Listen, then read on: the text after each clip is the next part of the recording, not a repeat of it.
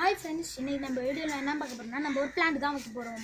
அதுக்கு முன்னாடி நம்ம சொல்லணும், நம்ம பிளான்ட்னால் வெட்டாதீங்க. பார்க்குற இடத்துலனா பிளான்ட்டு மண் இருக்கிற இடத்துலனா பிளான்ட்டு நட்டு வைங்க.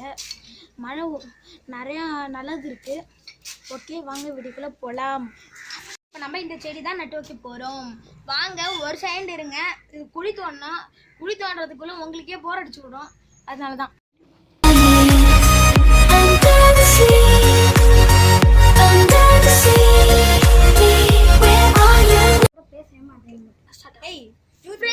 இங்கே பாருங்க ஃப்ரெண்ட்ஸ், இதே மாதிரி நிறைய பிளான்ட் நட்டு வைங்க.